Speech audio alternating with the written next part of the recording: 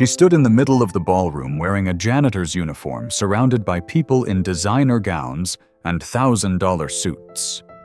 They laughed, pointed their phones at her, waiting for her to humiliate herself. A young pianist smirked and gestured toward the grand piano on stage. "Go ahead," he said. "Play something if you think you can." The crowd roared with laughter. Someone started a live stream with the caption, "Woman in work clothes crashes symphony gala." But 30 seconds later, every phone lowered. Every laugh died. Every eye went wide. Because Grace Miller was playing Rachmaninoff's Piano Concerto No. 3, one of the most demanding pieces ever written, and she was playing it flawlessly. The ballroom filled with Chicago's elite went completely silent. Nobody moved. Nobody breathed. They just stood there frozen, realizing they had made a terrible mistake. Grace Miller was 34 years old, though you wouldn't know it from looking at her that night. She wore a simple gray work uniform, the kind cleaning staff wore at office buildings. Her dark hair was pulled back in a practical bun.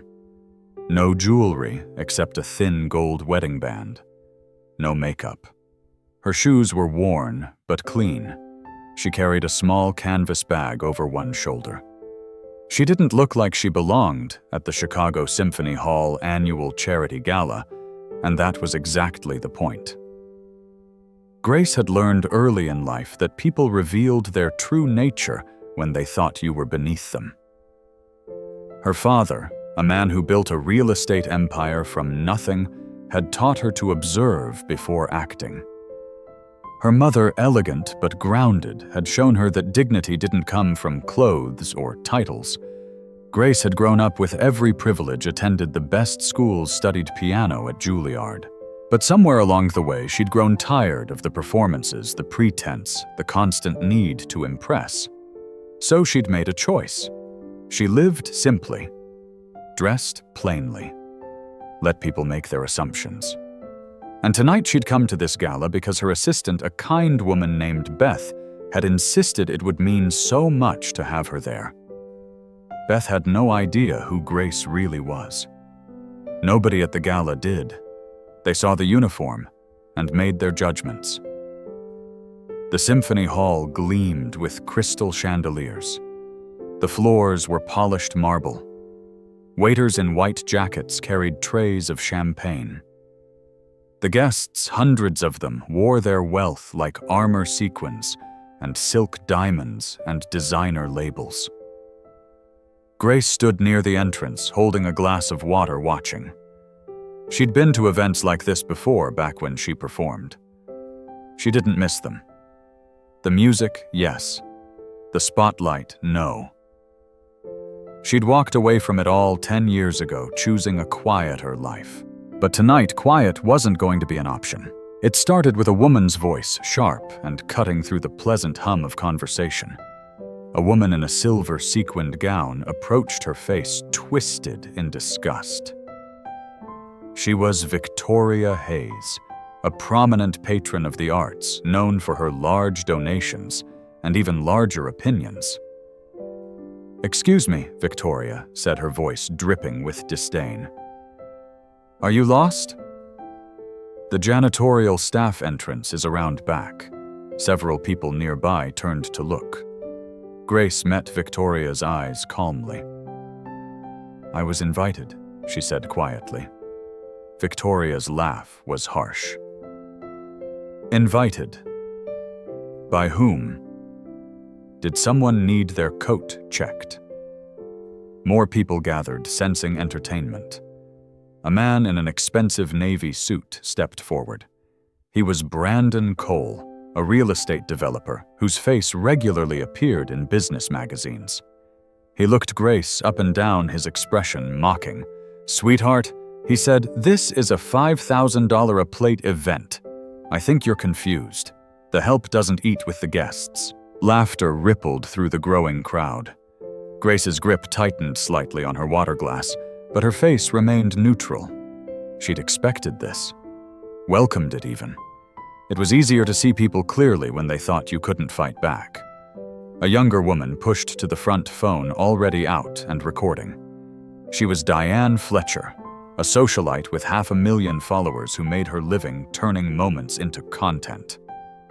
"Oh my God," Diane said loudly, making sure her phone captured everything. "This is perfect." She turned to her camera, her voice theatrical.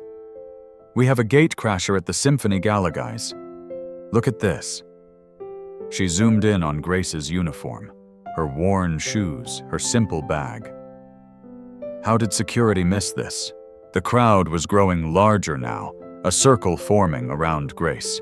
She stood at its center, her back straight, her breathing steady.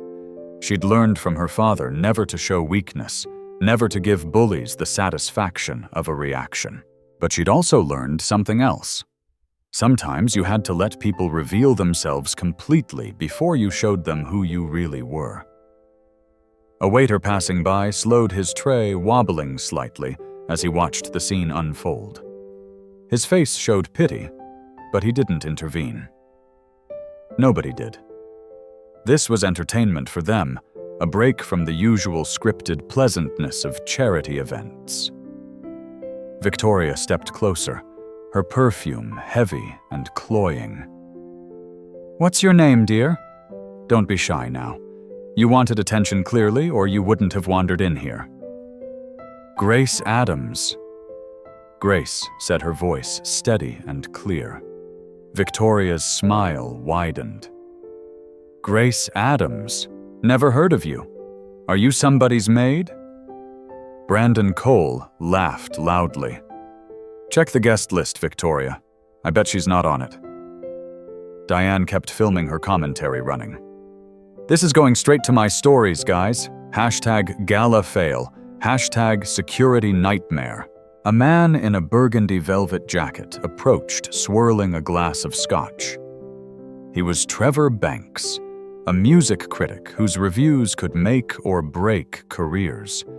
He had a reputation for cruelty disguised as honesty. He looked at Grace's canvas bag, his lip curling. "What do you have in there? Your bus fare home?" The crowd laughed harder now, emboldened. Trevor leaned in his breath, sharp with alcohol. "You're embarrassing yourself, sweetheart. This isn't a place for people like you." Grace's eyes flicked to his calm, but unflinching. She shifted her weight slightly, grounding herself. "People like me," she repeated softly, not as a question, just an observation. A woman in a sleek black dress pushed through the crowd, her heels clicking sharply on the marble. She was Candace Wright, owner of several prestigious art galleries. She pointed toward the exit, her voice imperious. "Security should have stopped you. This is a private event for donors and supporters. You need to leave." Grace didn't move. Candace's face flushed with anger. "Did you hear me? I said leave. Now you're making everyone uncomfortable." A younger man, maybe 25, stepped forward. He was Philip Stone, son of the symphony's principal conductor. He held up his phone, snapping photos. "My dad is going to hear about this," he said. "This is a security failure." He typed rapidly, posting to social media. His friends clustered around him, giggling. The circle around Grace tightened. More phones came out. The scene was being captured from multiple angles, shared in real time. Grace stood perfectly still, her canvas bag hanging from her shoulder, her hands loose at her sides. She looked at each face in turn, memorizing them. Not out of anger, but out of curiosity. How far would they go? How cruel could people become when they thought there were no consequences? Trevor Banks raised his glass in a mock toast. "Here's to unexpected entertainment." The crowd cheered. Diane Fletcher zoomed in on Grace's face, narrating breathlessly. "She's just standing there, guys, not saying anything. This is so awkward." Candace Wright crossed her arms. "If you don't leave voluntarily, I'll have security escort you out forcibly." A woman near the back of the crowd, older with gray hair and kind eyes, frowned. She was Dr. Helen Morris, a retired music professor. Something about Grace's posture, the way she held herself, seemed familiar. But the crowd's noise drowned out her quiet observation. Philip Stone's post was already getting likes comments flooding in. People who weren't even at the gala were now mocking Grace based on a single photo. Brandon Cole checked his watch ostentatiously. How long is this going to take? Some of us have important conversations to get back to. A woman's voice rang out operatic in its projection. She was Nina Garrett, a soprano who'd sung at the Met. She wore a crimson gown that matched her lipstick, her blonde hair swept into an elaborate updo. She gestured dramatically at Grace. "Darling, you look like you should be scrubbing our toilets, not standing among us." The cruelty of the comment drew gasps, then laughter. Nina smiled, pleased with herself. "Seriously, whose charity case are you? Did someone bring you as a project?" Grace's jaw tightened for just a moment, the only sign the words had landed. But she didn't respond. Her silence seemed to infuriate them more. A young man in an immaculate gray suit approached the piano on stage. He was Kyle Patterson, a rising pianist who'd recently won a prestigious competition. His ego was as polished as his shoes. Kyle called out to Grace, his voice carrying across the ballroom. "Hey, since you're so determined to be here, why don't you entertain us?" The crowd perked up, sensing a new direction. Kyle sat at the piano bench playing a few showy flourishes. Then he stood gesturing toward the instrument. "Come on. If you belong here, prove it. Play something." The suggestion was met with immediate enthusiasm. "Yes, play something. Show us what you've got. Don't be shy now." A woman in gold pushed to the front, phone extended. She was Melissa Crawford, an influencer who specialized in exposing social climbers and frauds. Her channel had millions of subscribers. "This is going to be epic," she said, making sure her microphone picked up everything. Woman in janitor uniform attempts to play piano at elite gala. The views are going to be insane. Grace looked at the piano, then at Kyle. Her expression didn't change. "I don't think that's necessary," she said quietly. Kyle laughed. "Oh, come on. You crashed the party. Least you can do is give us a show." Nina Garrett clapped her hands. "Yes. Play us Twinkle Twinkle Little Star. That's probably your speed." The laughter was loud now, cruel, feeding on itself. Someone started chanting, "Play, play, play." Others joined in. The sound echoed off the high ceilings, a wall of noise pressing in on Grace. Melissa Crawford narrated breathlessly. "The crowd is chanting now, guys. This is unreal. She's going to have to either play or run."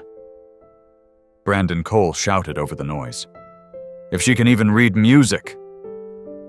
Trevor Banks added, "My money's on her running." Diane Fletcher kept her camera trained on Grace's face, waiting for the moment she broke. A man in his 60s, distinguished looking, with silver hair, pushed through the crowd. He was Gerald Hutchinson, a board member of the Symphony. His expression was stern. "This has gone on long enough," he said. He pulled out his phone. "I'm calling security. This woman needs to be removed." The crowd murmured approval. Finally, someone taking charge. A woman with a press badge approached, notebook out. She was Olivia Reed, a society journalist who covered these events for a major newspaper. She started scribbling, her voice loud enough to be heard. "Gatecrasher causes scene at annual symphony gala. This is going to be front page." She looked at Grace. "Do you have a statement? Any explanation for why you're here?" Before Grace could respond, a man in an expensive suit stepped forward. He was Nathan Webb, an attorney who specialized in high-profile cases. His smile was sharp as a knife. "I hope you're prepared for the legal consequences of this," he said. Trespassing, disruption of a private event, possible fraud. You could face serious charges. Grace met his eyes steadily. She didn't look worried. She looked patient, like she was waiting for something. Gerald Hutchinson spoke into his phone. "Yes, Symphony Hall main ballroom. We have an unauthorized individual who needs to be escorted out." The crowd shifted, making space for what they assumed would be Grace's humiliating removal. But Grace didn't move. Olivia Reed kept writing. Subject refuses to leave despite threats of legal action. Appears to be seeking attention. Nathan Webb stepped closer. "I'm giving you one chance to leave quietly," he said. "Otherwise, this gets very ugly for you," Melissa Crawford whispered to her camera. "This is so intense. Security's coming. She's about to get dragged out." The tension in the room was electric. Everyone was watching, waiting. Some with glee, some with discomfort, but all transfixed. Kyle Patterson, still standing near the piano, called out, "Maybe she'll play us a song in the back of the police car." Laughter erupted again. Victoria Hayes fanned herself dramatically. "I've never seen anything like this. The audacity." A younger woman, early 20s, wearing a tiara, giggled loudly. She was Sophia Lang, daughter of a famous conductor. "This is like watching a train wreck," she said. "You can't look away." A woman with perfectly styled auburn hair and camera-ready makeup approached. She was Stephanie Barnes, host of a popular morning show. She had a small film crew with her covering the gala for a segment. She thrust a microphone toward Grace. "Stephanie Barnes, Channel 7 News.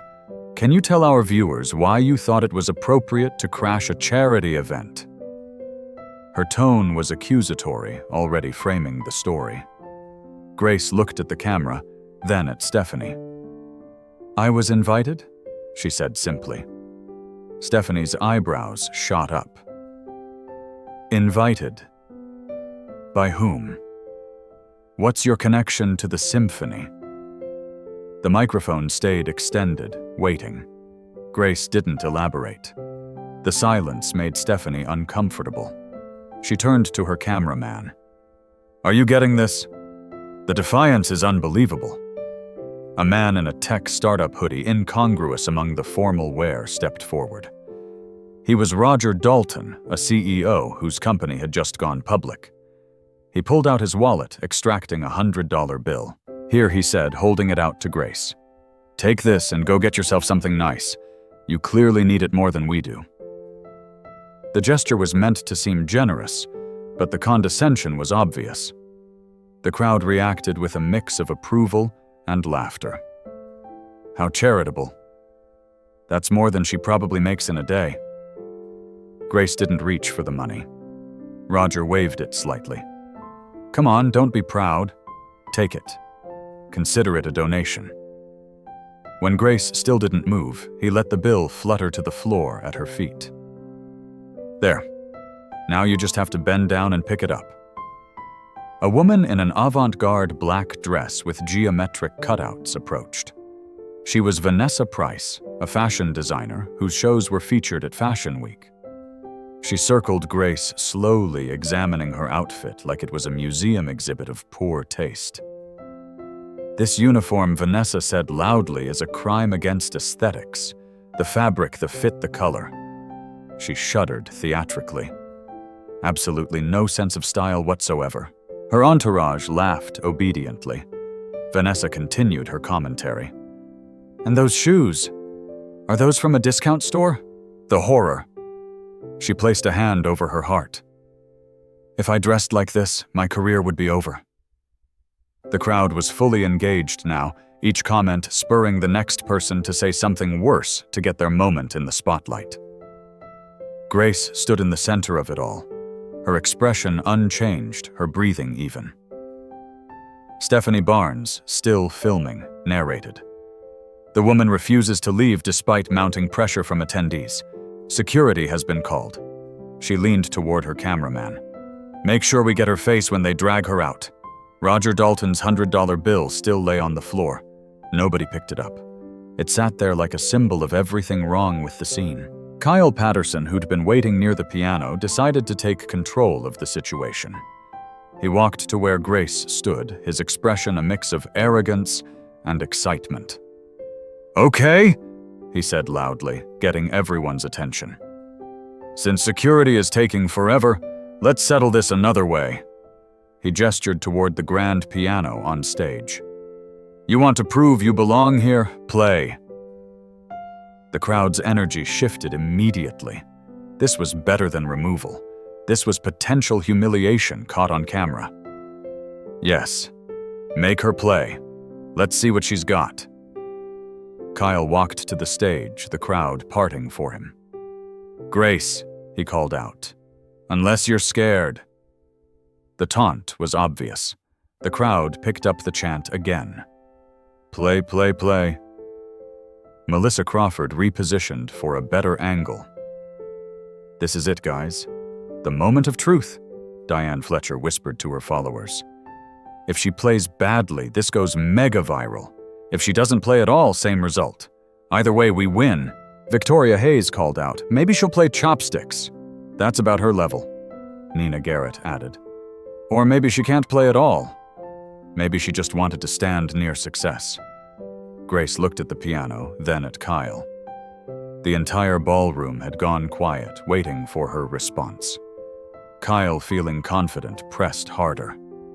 "I'll make it easy for you. Play anything. Anything at all. Just prove you're not completely out of your depth." The insult hung in the air. Stephanie Barnes made sure her camera crew was capturing everything. "This is incredible television," she muttered. Then Kyle's expression changed, a cruel smile spreading across his face. "Actually, you know what? If you're going to play something impressive." The crowd leaned in. Kyle's voice was loud, clear. "Play Rachmaninoff's Piano Concerto No. 3. You know it right. Only one of the most difficult pieces ever written." The suggestion was met with explosive laughter. "That's impossible. She'll never do it. Even professionals struggle with that." Trevor Banks shouted, "That piece has broken concert pianists." Brandon Cole added, "This should be good. Pull up your cameras, everyone." Nathan Webb smiled coldly. "When she fails, that's evidence of fraud right there, claiming to be someone she's not." The crowd was electric now. Phones raised, everyone recording from multiple angles. The live streams had hundreds, then thousands of viewers. Comments flooded in from people watching remotely. Kyle sat at the piano, playing the opening bars, perfectly showing off. Then he stood, bowing mockingly. "The stage is yours, Grace, unless you'd rather admit you don't belong and leave quietly." The choice hung there, cruel and simple. Humiliation or retreat. The crowd waited. The cameras waited. The entire moment balanced on a knife's edge. And Grace, standing in her gray uniform, her simple bun, her worn shoes, made her decision. "All right," she said quietly. "I'll play." The crowd erupted. "She's actually going to do it. She's delusional. This is going to be a disaster." Melissa Crawford could barely contain her excitement. "Oh my God, guys, she's going for it." Stephanie Barnes turned to her cameraman. "Whatever happens next, don't stop rolling." Gerald Hutchinson shook his head. "This is embarrassing for everyone." Olivia Reed scribbled frantically. "Subject accepts impossible challenge. Appears unaware of difficulty." Grace walked toward the stage, her steps measured and calm. The crowd parted, forming a path. Some faces showed anticipation, others showed pity. A few showed something else, doubt, maybe, or the first stirrings of uncertainty. But most just wanted to see her fail. They wanted the video, the story, the moment they could share and reshare. Grace climbed the steps to the stage. Kyle stepped aside, gesturing grandly toward the piano bench. She set her canvas bag down carefully to the side. She approached the piano like someone approaching an old friend. Her fingers brushed the polished wood, gentle, reverent. She sat down, adjusting the bench with small, precise movements. Her posture changed. Back straight, shoulders relaxed, hands poised. For just a moment, something shifted in the room. A few people in the crowd, the ones who actually knew music, sat up straighter. Dr. Helen Morris, the retired professor, leaned forward, her eyes narrowing. "That's not how an amateur sits," she whispered to the person next to her. But her voice was lost in the noise. The crowd was too busy laughing, too busy waiting for the show. Grace closed her eyes for a brief moment. When she opened them, they were focused clear, like she'd gone somewhere else entirely. She lifted her hands. The room held its collective breath. Grace's fingers touched the keys, and the first note rang out clear and perfect. The laughter faltered. She played the opening phrase, the one Kyle had just demonstrated, but there was something different about it. Authority. Precision. The sound filled the hall, rich and full.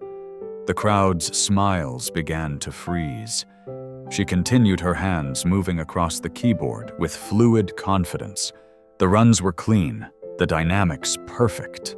No hesitation, no mistakes. By the time she reached the first difficult passage, a series of rapid octave jumps that would make most pianists sweat, phones were starting to lower. She executed them flawlessly, her fingers a blur, yet every note crystal clear. The piece demanded everything: speed, power, delicacy, emotional depth. Grace gave it all of that and more. Victoria Hayes's smile disappeared completely. Her hand went to her throat. Brandon Cole stood frozen, his drink forgotten. Kyle Patterson, standing to the side of the stage, had gone pale, his mouth slightly open. Grace's playing intensified. The piece built in complexity, massive chords that shook the air, followed immediately by passages so delicate they seemed to float. Her body swayed slightly, not theatrically, but naturally moving with the music. Her face was calm, focused, transported. She wasn't performing for them anymore. She was somewhere else, lost in the music itself. The crowd had gone completely silent. Not a whisper, not a cough. Just the sound of the piano filling every corner of the symphony hall. Melissa Crawford lowered her phone, her mouth open. Diane Fletcher's live stream kept running, but she'd stopped narrating. She just watched. Stephanie Barnes gestured frantically to her cameraman to keep filming, but she looked stunned. Trevor Banks had set down his drink. His face was ashen. Grace reached the middle section where the piece demanded rapid arpeggios across the entire keyboard. Her hands moved independently, creating layers of sound that seemed impossible from one instrument. Every note was perfect, every transition seamless. Dr. Helen Morris stood up suddenly, her hands pressed to her chest. "I know that technique," she said, her voice shaking. "I know that style." The person next to her shushed her, transfixed by the performance. But Helen's mind was racing. She'd seen this before years ago, a prodigy who'd played at Juilliard, who'd been offered contracts with major orchestras, who'd simply vanished from the music world. A man in the back, distinguished and quiet, had been watching carefully. He was James Caldwell, director of the Chicago Symphony. His eyes were wide. He recognized what he was hearing. This wasn't just competent playing. This was mastery. Grace's playing grew more powerful. The piece called for thundering chords that tested the limits of the piano. She delivered them with precision and force, the sound resonating through everyone's chest. Then immediately she shifted to a passage of heartbreaking delicacy notes that seemed to hang in the air like crystals. The emotional range was staggering. Some people in the crowd had tears in their eyes. They didn't even know why. The music just reached inside and pulled something out. A woman in pearls, seated near the stage, clutched her program. She was Margaret Lee, a piano teacher who'd spent 40 years instructing students. She'd heard thousands of performances. This, she thought, this is once in a lifetime. Her hands trembled. She looked at Grace's face, trying to place it to remember. And then it hit her. Grace Miller. The scholarship student. The one who'd walked away. Margaret's eyes filled with tears. The piece raced toward its conclusion, a technical challenge that separated the good from the legendary. Grace's fingers flew executing runs that seemed to defy human capability. But they weren't just fast. They were musical, every note serving the composition. The crowd was leaning forward now, collectively holding their breath. Some had forgotten they were watching someone they'd mocked minutes earlier. They were just experiencing something extraordinary. Grace played the final cascade of notes building to the last chord. When it came, she struck it with perfect force, letting it ring out, sustaining it, until the sound naturally faded into silence. She held her hands above the keys for a moment, then slowly lowered them to her lap. The silence that followed was absolute. Nobody moved. Nobody spoke. The moment stretched sacred and complete. Then Dr. Helen Morris began to clap. Slowly at first, her applause echoing in the vast space. James Caldwell joined her, standing his applause strong and deliberate. Margaret Lee rose to her feet, clapping, tears streaming down her face. One by one, others stood. The applause built like a wave crashing over the room. Within seconds, the entire ballroom was on its feet, giving Grace a standing ovation. The sound was deafening, but different from the earlier laughter. This was respect. Awe. Stephanie Barnes's camera crew captured it all, the crowd, standing people with tears in their eyes, the complete transformation of the room. Grace stood slowly, turning to face the audience. Her expression was calm, dignified. She didn't smile triumphantly. She didn't gloat. She simply acknowledged the applause with a small nod. Kyle Patterson stood off to the side, his face a mixture of shock and horror. Victoria Hayes had sunk into a chair, her hands covering her face. Brandon Cole stared at the floor. The weight of their mistake was settling over them like a shroud. The event coordinator rushed to the stage, a microphone in hand. He was Richard Foster, a man who'd organized this gala for 15 years. His face was flushed with embarrassment and confusion. "Who are you?" he asked, his voice breaking slightly. "How did you just do that?" The question everyone was thinking. The applause had faded to expectant silence. Grace looked out at the crowd, at all the faces that had mocked her, and spoke clearly into the microphone. "My name is Grace Miller," she said. "I studied piano at Juilliard. I was offered positions with 3 major orchestras before I turned 25. A gasp rippled through the crowd. She continued, her voice steady. "I walked away from performing 10 years ago for personal reasons. I chose a different life, a simpler one." Her eyes swept the room. "Tonight I came here because my assistant invited me. She thought it would be meaningful. I didn't tell her who I was because I prefer privacy." The crowd was utterly silent, absorbing every word. Grace's voice remained calm, but there was steel beneath it.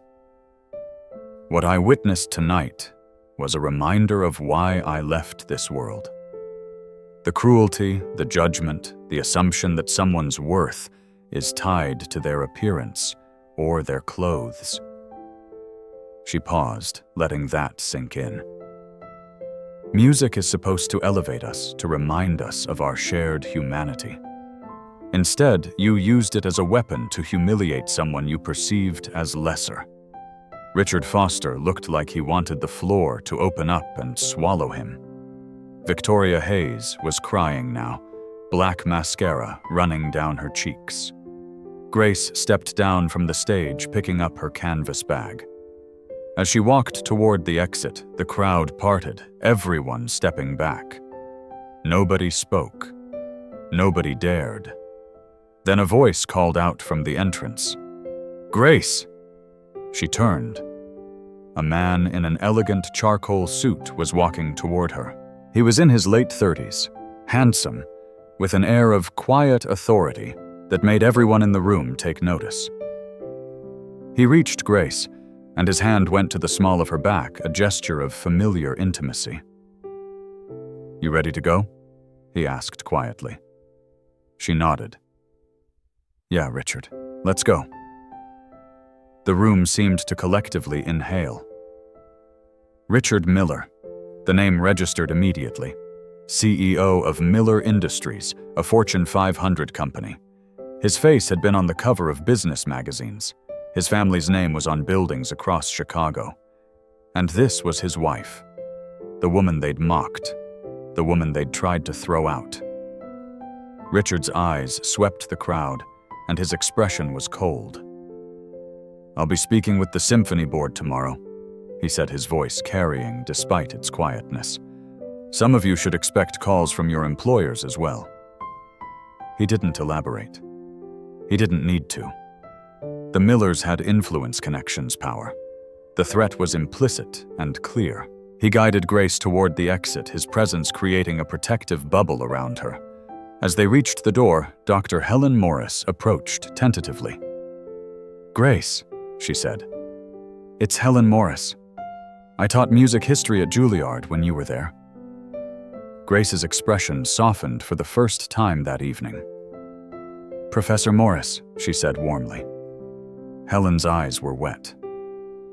"You were the most talented student I ever taught," she said. "We all wondered what happened to you." Grace smiled sadly. "I found something more important than performing," she said. She gestured to Richard. "Family. Peace. Life on my own terms." Helen nodded, understanding. "The music world's loss," she said. "But I'm glad you're happy." She hesitated. "That was the most beautiful thing I've heard in years. Thank you for sharing it, even under these circumstances." Grace squeezed her hand gently.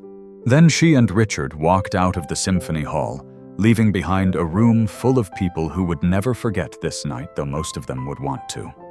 The fallout began before Grace and Richard even reached their car. Melissa Crawford's live stream had been watched by over 50,000 people in real time. By morning, clips of Grace's performance had millions of views. The contrast between the mockery and the mastery was stark, devastating for those who'd participated. #Symphony Gala became a trending topic, but not in the way the organizers had hoped. Victoria Hayes faced immediate consequences. By the next afternoon, the charity board she chaired requested her resignation. Her comments, caught on multiple recordings, were indefensible. She released a statement apologizing, but the damage was done. Her name, once associated with philanthropy, became a cautionary tale. Brandon Cole's business partners saw the videos. 3 major clients pulled their contracts within a week, citing concerns about his judgment and character. His company's stock took a hit. In business meetings, people who'd once respected him now saw only the man who'd called a stranger sweetheart and told her she didn't belong. Kyle Patterson's career imploded. The young pianist who'd mocked Grace and challenged her found himself blacklisted. His upcoming performances were canceled. His recording contract was terminated. Music forums discussed him endlessly, all negative. He'd revealed himself to be talented, but lacking in character and in the classical music world that mattered. Melissa Crawford lost 2 major sponsorships within 48 hours. Brands didn't want to be associated with someone who'd gleefully filmed another person's expected humiliation. Her follower count dropped by 200,000 in a week. Diane Fletcher's social media accounts went private after she received thousands of angry messages. Her attempt to apologize by posting a video of herself crying rang hollow. People remembered her live stream commentary, her excitement at someone else's potential failure. Trevor Banks, the music critic, found his reviews being scrutinized. Publications started declining his submissions. His reputation for cruelty, once seen as honesty, now looked like pettiness. Nina Garrett received a letter from the Met informing her that her services would not be required for the upcoming season. When she called to protest, she was told simply that they valued professionalism on and off stage. Stephanie Barnes's news segment about the incident was initially positive for ratings, but public reaction turned negative when viewers realized her crew had been complicit in the mockery. The station received complaints. Her next contract negotiation didn't go as planned. Roger Dalton, the tech CEO, saw his company's social media flooded with negative comments. His gesture of throwing money at Grace's feet had been captured perfectly on camera. His board of directors suggested he take a leave of absence for sensitivity training. Vanessa Price, the fashion designer, found her next show boycotted by several major fashion bloggers who'd seen the videos. Her brand, which depended on being seen as aspirational and elegant, now carried associations of snobbery and cruelty. Nathan Webb, the attorney, received a formal complaint filed with the Bar Association. While nothing came of it legally, his firm's managing partners had a long conversation with him about public image. The Chicago Symphony issued a public apology. They announced a complete review of their event security and guest policies. They also announced a new scholarship fund in honor of musicians who chose paths outside traditional performance. It was a careful attempt at damage control, but everyone knew it was a response to the scandal.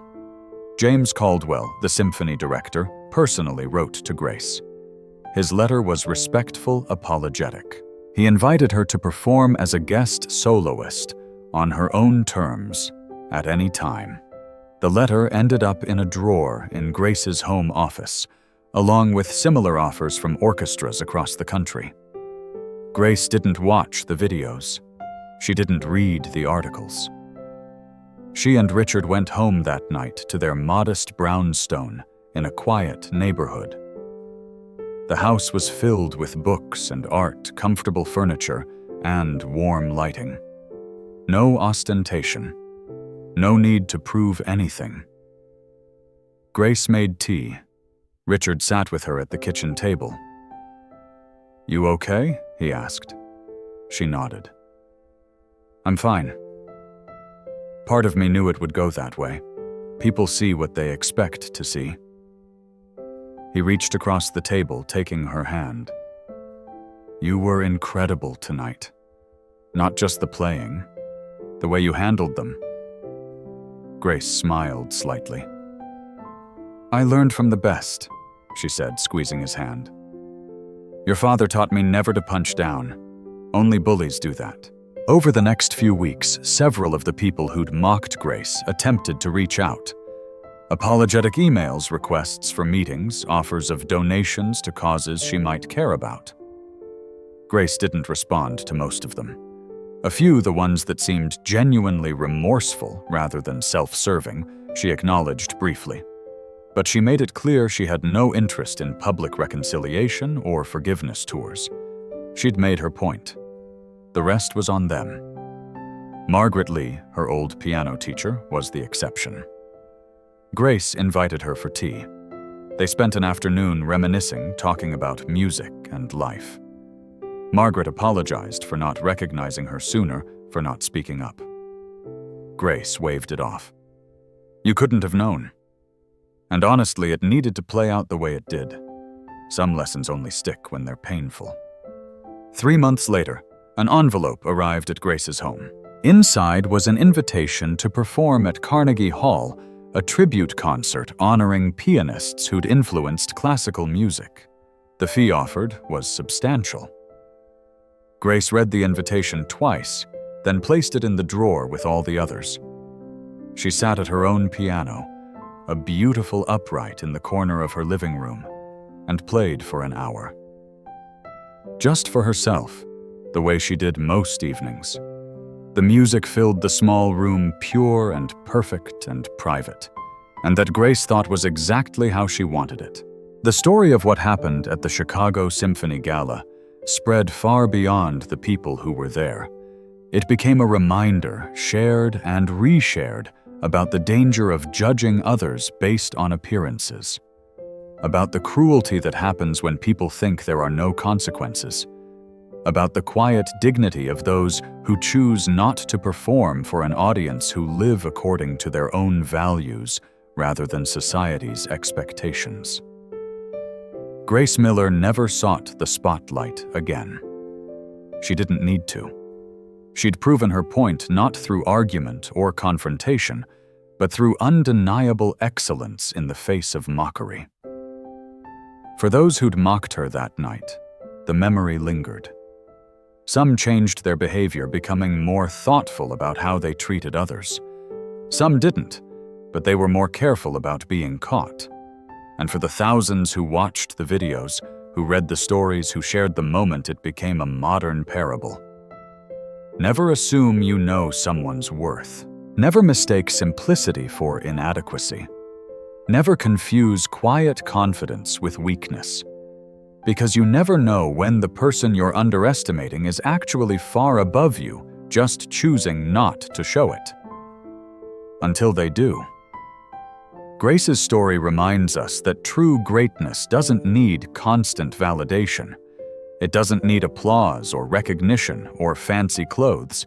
It exists independent of anyone else's opinion.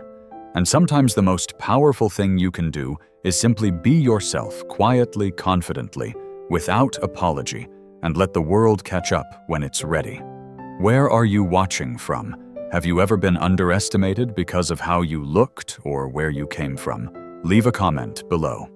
Hit that subscribe button to hear more stories about dignity, resilience, and the quiet strength it takes to stay true to yourself when the world tells you you're not enough. Because you are. You always were. The question is whether you'll let other people's blindness dim your light, or whether you'll keep shining steady and sure until they finally see.